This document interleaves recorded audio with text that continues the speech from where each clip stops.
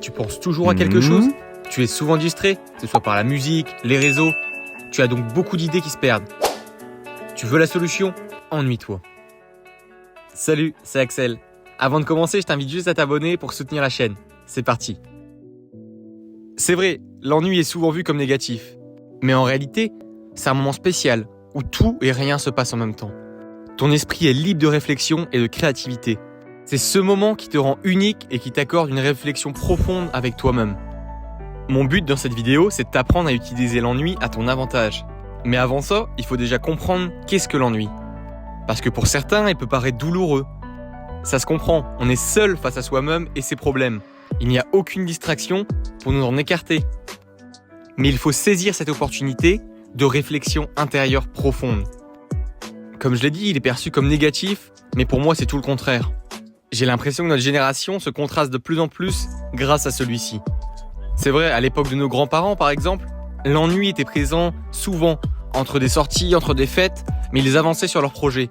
Alors que maintenant, je trouve qu'il y a beaucoup plus de contrastes.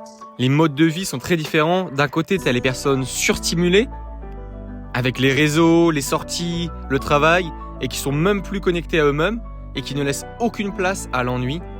Et de l'autre côté, on voit une partie de la population de plus en plus importante qui en veut pour ses projets et qui prend surtout le temps de s'améliorer et de travailler pour soi, en prenant compte de l'ennui et en l'utilisant à son avantage. C'est pour ça que le problème, c'est pas l'ennui, mais la surstimulation. C'est le poison de tes idées. Maintenant, je vais t'apprendre à utiliser l'ennui à ton avantage. S'il permet de se déconnecter d'un mode de vie prenant, il permet de se reconnecter à soi-même. Albert Einstein disait « L'ennui est l'une des sources de la créativité ».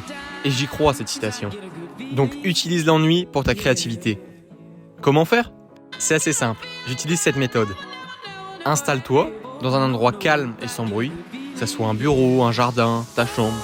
Tu prends avec toi un cahier de notes, sans distraction, et tu vas voir qu'au fur et à mesure, des idées vont sortir, que ce soit des petits croquis, des notes, pour au final tirer un nouveau programme de sport, une idée de business, quelque chose que tu veux tester.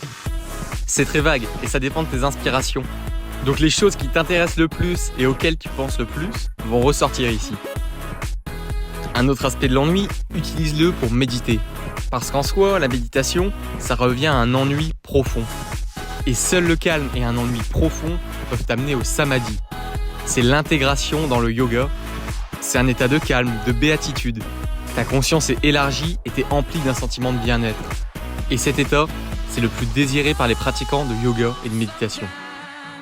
Un autre point, utilise l'ennui pour résoudre tes problèmes. Prends du recul sur les situations, vois les choses d'un nouvel angle, nuance tes pensées. L'ennui est vraiment propice pour la réflexion. Et enfin, le plus important, utilise l'ennui pour ton bien-être. Et je te garantis, t'as rien à perdre, mis à part le stress. Et ça a été prouvé, parce qu'il y a plusieurs études qui disent que l'ennui améliore la santé mentale. Et c'est assez logique. Notre esprit n'est plus surstimulé et donc il peut se recentrer sur lui-même. Et ça, tu peux le ressentir à ton échelle. Par exemple, moi, quand j'écris cette vidéo, je m'isole dans ma chambre, comme je t'ai dit la méthode de tout à l'heure. Je suis dans le calme, avec le son des oiseaux, la fenêtre ouverte, sans un bruit, sans aucune distraction. Et je te garantis que l'état de focus où je suis est incroyable. Et l'étape d'écriture se transforme en réel plaisir. Alors la prochaine fois que tu t'ennuies, promets-moi de ne pas prendre ça pour un mal. Saisis cette opportunité et plonge dans tes pensées plutôt que te distraire. J'espère que cette vidéo t'aura aidé. C'était Axel, je te dis à la prochaine. Ciao.